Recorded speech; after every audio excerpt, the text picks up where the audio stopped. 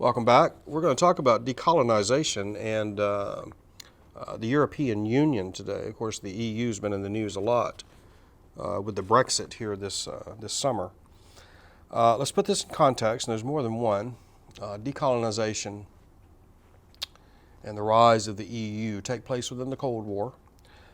It takes place within what political scientists call a bipolar world, a common expression today to describe aberrant behavior, I suppose.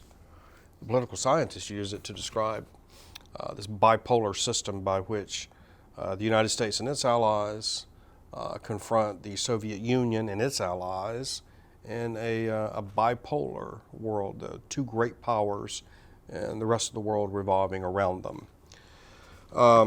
Other contexts for decolonization especially is the great traditional imperial powers of Western Europe are weakened severely by the Second World War.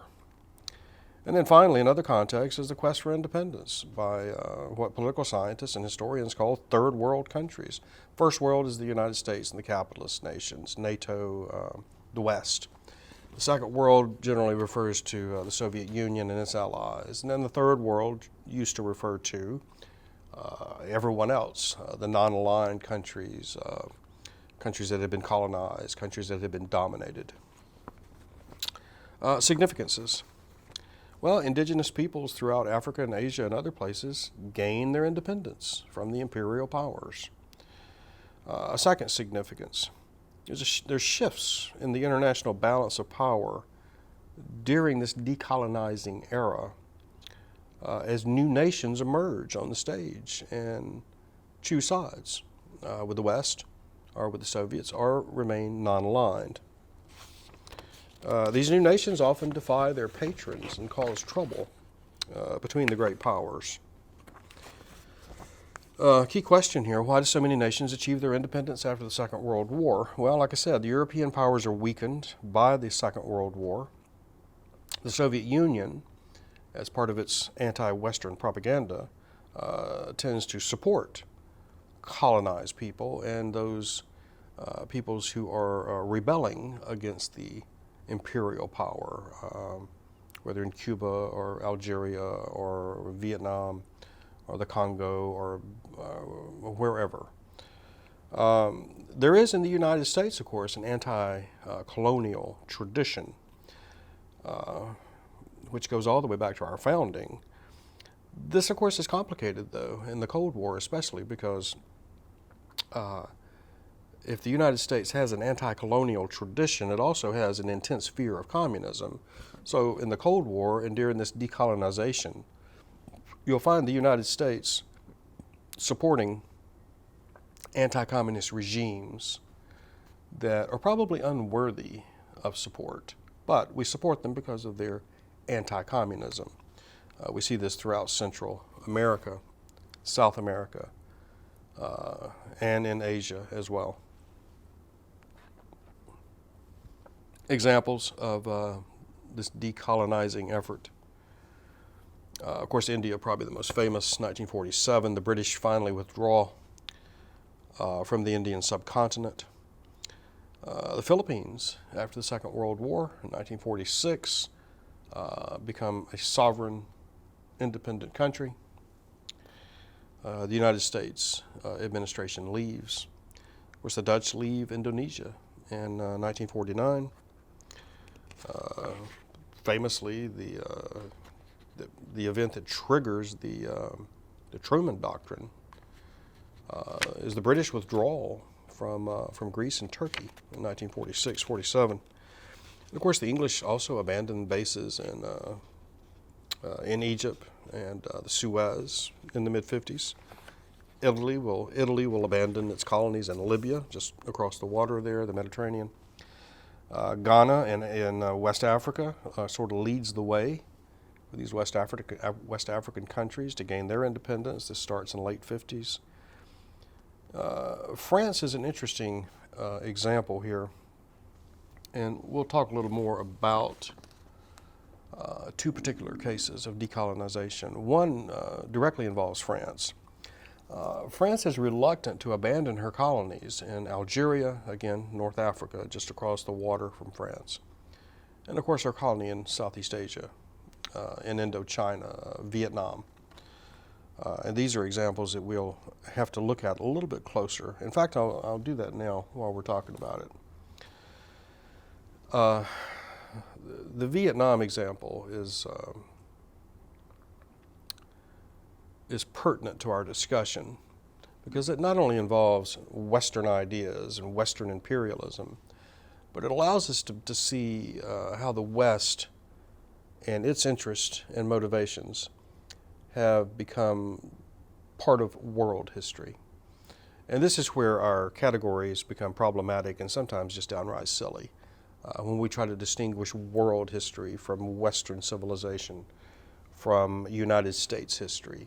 Historians do this, or teachers do it, to give us a way of organizing this material, figuring out what to include and what to leave out.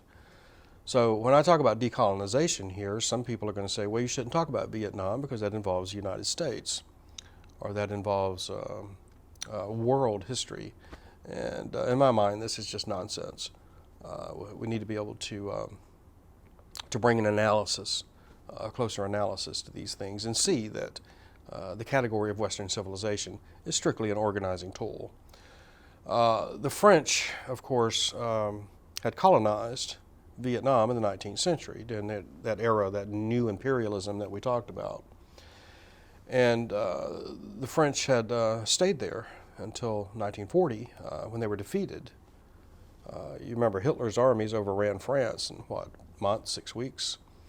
In 1940, the French defeat at home was accompanied by the abandonment of French colonies overseas. And of course, this was hastened, obviously, by the Japanese. The Japanese struck all along the East Asian perimeter and overran Indochina. The Vietnamese now have lost one colonizing power, the French, and have gained a new one, the Japanese. And of course, the Japanese will dominate Indochina until 1945. In 1945, the United States finally ends the war with the atomic bombings of 2 Japanese cities. So now the Japanese go home. And it looks, there's a brief moment there where Ho Chi Minh, the leader of the Vietnamese, appeals to the United States and says, we want to model some aspects of our institutions on yours. We want to borrow from the Declaration of Independence, and we want your help. Ho Chi Minh appeals to the United States for financial assistance and political backing. He says, look, we're allies because we both fought against the Japanese. The United States refuses to do this because they associate Ho Chi Minh with his communist ideology, and during the Cold War, this is simply not possible for U.S. policy.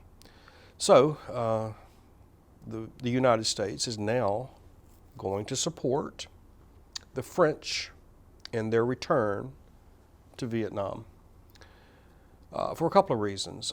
The French themselves, of course, want to reassert the grandeur of France and to sort of make the case that France remains a great power in spite of their recent defeat in World War II. President Truman and the United States go along with this because we need France's help in Europe to contain the Soviets. So if the French want to reassert their colonial claims in Indochina, that's fine with us. Let's appease the French in Indochina so she'll help us in Europe. So you can see here how the categories of Western civilization become quite blurry and take on a greater sort of world history aspect because we're involving not just Western countries, but we're involving Asian countries, ideologies, Cold War conflict. So the French example is a good one of decolonization. Of course, the French will finally leave Vietnam for good in 1954. They are defeated by the North Vietnamese or the communist forces. in Vietnam. And then, of course, the French will be replaced in Vietnam by the United States. And the United States will have to learn that lesson. It'll take a long time to do so, into the early 70s. But the United States will have to go through the same troubles that the French went through. And then we, the Americans, will finally leave Vietnam as well, and Vietnam will emerge as a united country, a sovereign state without any domination of Western powers. So this is a perfect example of decolonization in the Cold War. When we get back, I'm going to talk a little bit about the European Union. Thank you.